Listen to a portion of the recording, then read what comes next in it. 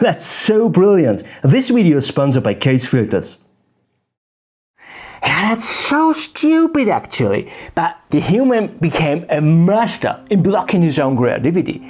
Our daily circumstances prevent us from getting our photography up to a world-class level. We're teaching our kids already how to suppress creativity and how not to get a good artist. But the good news is, there is a way out.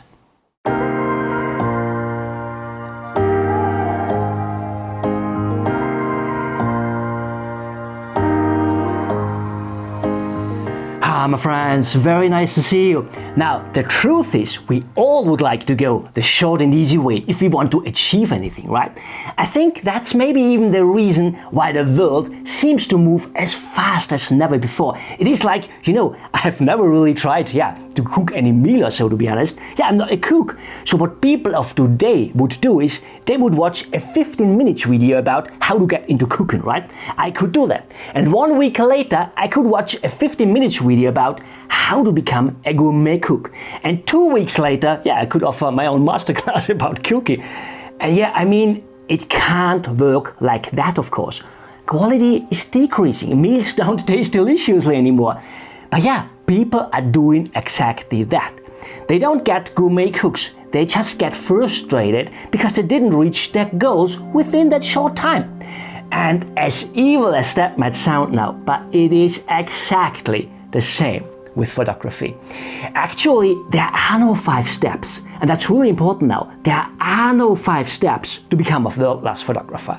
I would say it is more that there are 5,000 steps to overcome. But let's anyway break it down to 5 steps. It's easy to learn how to use a camera. That's a thing of 2 or 3 days, right? It's easy to understand how to use light. That's definitely something that takes longer than a few days, but it's just a thing of learning, of observing weather and light, and of practicing, of course. Even more important is composition. That's a thing you could learn theoretically within some hours. My composition ebook is still available for free, by the way, so I will link it down in the description for you. It contains all the important information about art history, architecture, and that's really useful. But it's the same here. It's not done just with downloading and reading the ebook. You need to practice. Again, we always tend to look for the short and easy way, right? My ebook is definitely a time saver, as it is a collection of theory, but it is completely worthless when you don't use it afterwards. And by that, I don't only mean in your shooting tomorrow or next week. Keep it reachable as a kind of reference book over the next years. So our steps are learning how to use a camera, learning how to use weather and light, learning to use composition. And before we will talk about the most important thing in photography, let's talk about the second most important thing, and that is storytelling. Telling a story with your image. The first 3 steps are done by almost every photographer out there who engaged with photography already for a while. But storytelling is different. Just a few percentage or a small percentage of photographers really engage with that. But when we break it down, it is the essence of photography, telling a story with just 1 single frame. And it's just logical. Why should anyone engage with your photos? Because the colors of the camera are so beautiful? It's even not because the scene you have photographed would be so beautiful. That's not the reason. Just think, they could go there themselves and enjoy the scene with their own eyes. Your photograph is nothing special if you just capture a nice scene. It is the story that breathes life in a photo. So if you don't know how to tell a story with your image, I can highly recommend to engage with storytelling. I made already a video, by the way. I will link it up here for you. And I really can't stress you enough how important storytelling is. And there is also a good reason why most photographers do so hard with that. But before I will tell you that, my friends, if you like this video, please give me a thumb up. It helps me, it helps the algorithm, and it helps also other photographers out there to find this video better on YouTube. Thank you therefore.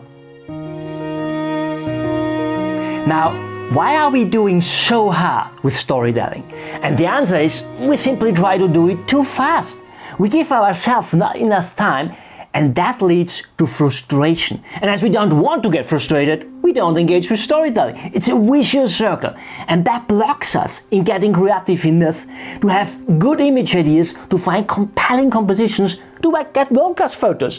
And when we break it down, the most important thing is how to get creative, and not just for the next minutes or hours. No, it's also all about how to live a creative life, so that creativity is always with you, doesn't matter what you're doing.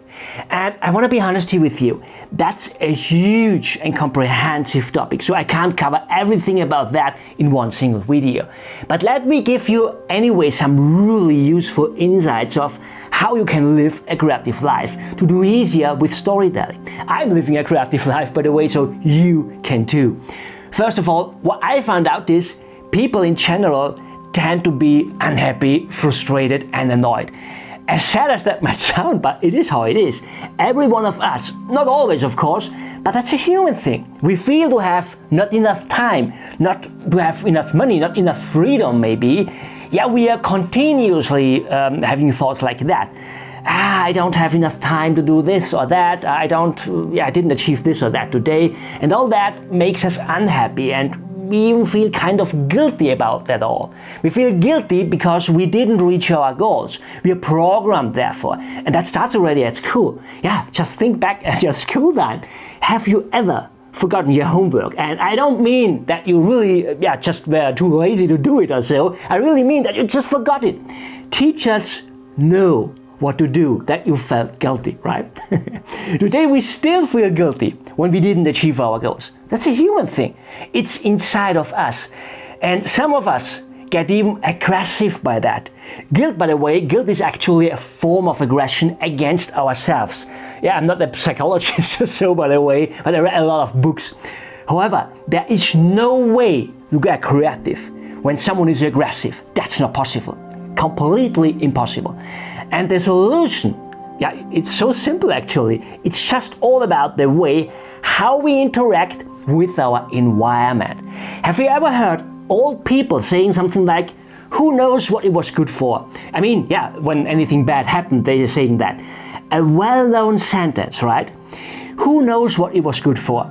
We have heard this sentence so often in our lives, but we never really took it seriously, right? But actually, that's the key of getting really strong photos. It simply means that we tend to take our validations too seriously. Let me give you an example. Let's imagine you want to go do your job in the early morning. So you go to the train station, but the train is late that morning, so you will miss an important appointment with the client. So it's just humanly to be annoyed about that stupid late train, right? So that's definitely not a good prefix for getting creative that day, because we are aggressive against ourselves.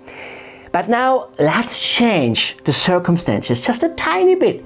Let's say your alarm clock didn't ring, so you overslept. You run to the same train station and the same train is late, so that you will not miss it. Now, are you annoyed, angry, frustrated in that case? No, you are happy, right? Because you got the train. Now, I mean, it's the same train, just you were late. And even, let's say the train is not late and you got up early enough. But when you are arriving at your office, there is a gas explosion. What now? Luck that you got the train, or was it bad luck? It's the same train. It is how it is, my friends. Things are neither bad nor they are good. I simply don't get wrapped up by outer circumstances I can't control. And that is a big difference for getting creative. That's the foundation of living a creative life. I just avoid getting influenced by outer circumstances.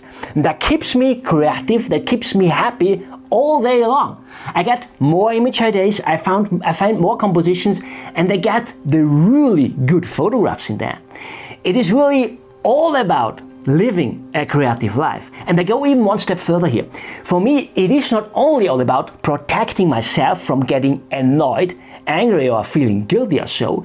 For me, it really is how it is. This means also positive influencing from outside. I mean, actually, it seems that there would be nothing wrong with getting positive energy, from music, for instance. But I have to say, what I found out for myself is, it kind of overrides my personal emotions when I listen to music.